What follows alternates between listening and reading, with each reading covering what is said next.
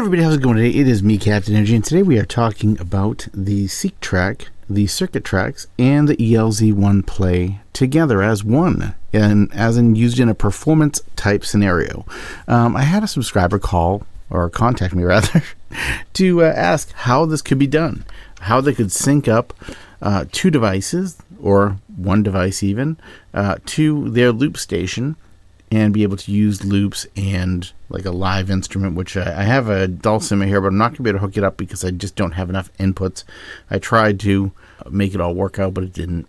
But basically, they wanted to have their loop station, the Boss loop station is what they're using, connect and control these other devices, not as the sequencer necessarily, but providing a clock so that everything stayed locked in. So what I did was I took the ELZ1 and I set the clock. Let me go over here to the menu, and I set the MIDI clock to clock out. MIDI out clock is being sent from here.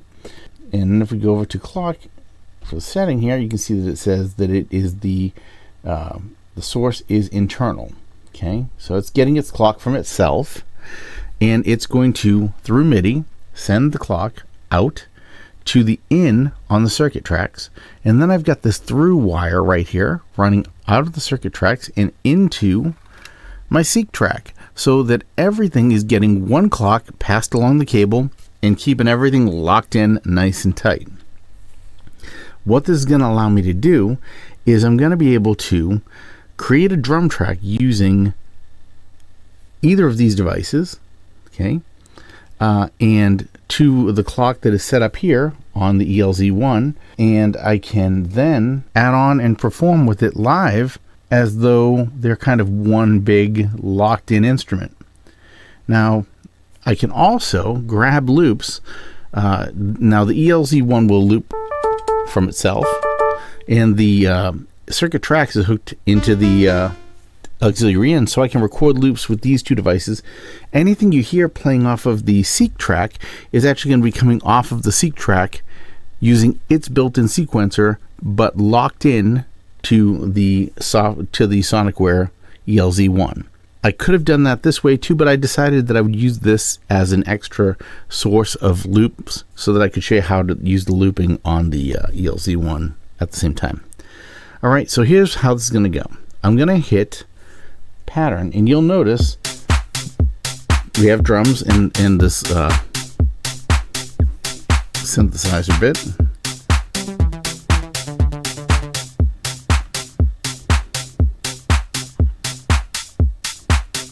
All right, so I've got this little the drums are coming all from over here. Okay, got a bass hitting after the kick.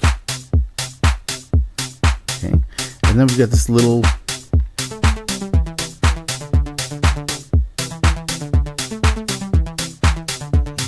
arpeggiator, and you hear it's all locked in nice, right? Well, you hear it playing, you don't know that it's locked in because you haven't heard anything else play yet. But if you look at these lights here, and I go over here and we go let's go to my drums.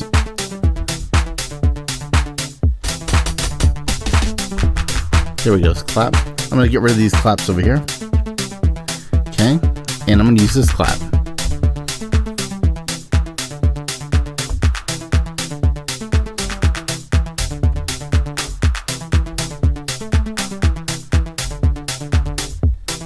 You can hear that they're locked in, right?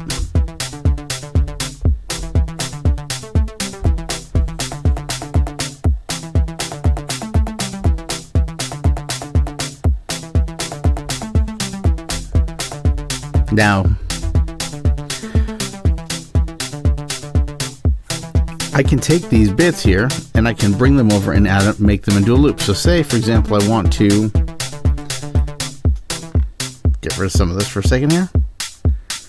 Okay, I'm going to get rid of some of my drums, just the kick. And now we're going to go over here and I'm going to go, all right, so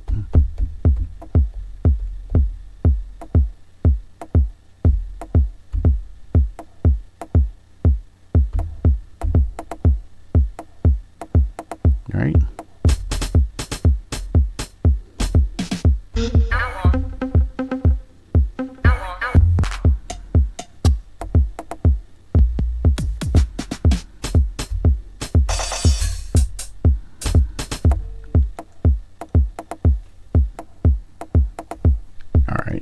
do that. We'll go over here. We'll add another.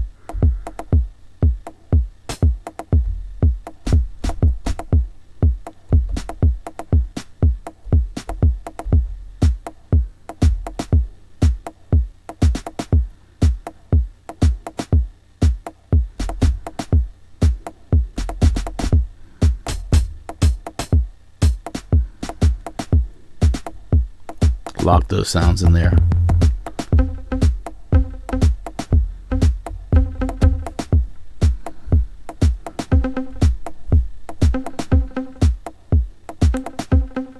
All right. So now I'm going to go over to the ELZ1 and I want to bring this piece in as a loop. Okay. So I'm just going to hit 1.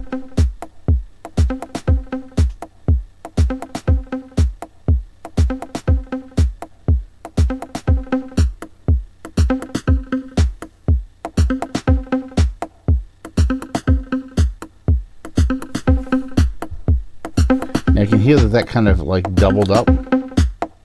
This is the downside of using these. You've got to kind of pay attention.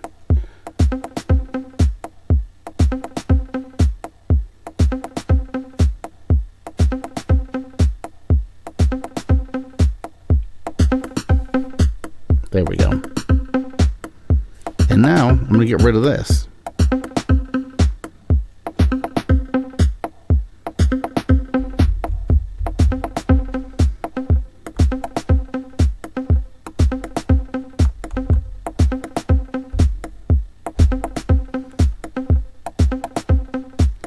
Kind of like that little bit there for a second here and there, right? All right, so now we got that all recorded, and that's coming off of a loop. So if I mute this loop,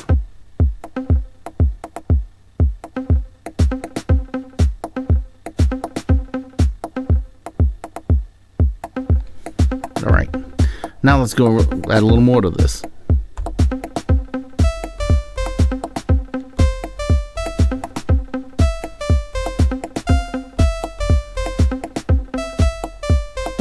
I'm going to play this part live though. This is the part about loops where they should be kind of played live.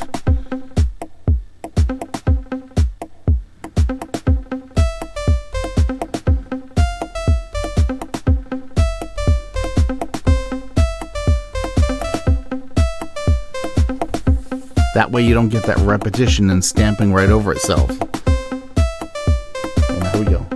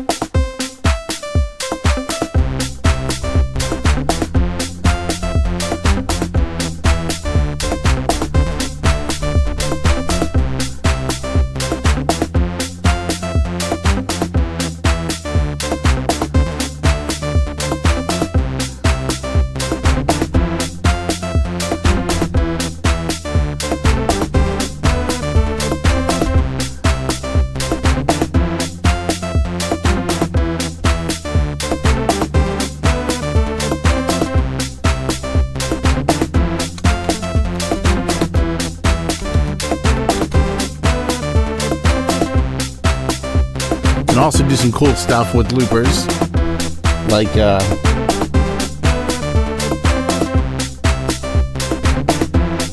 this.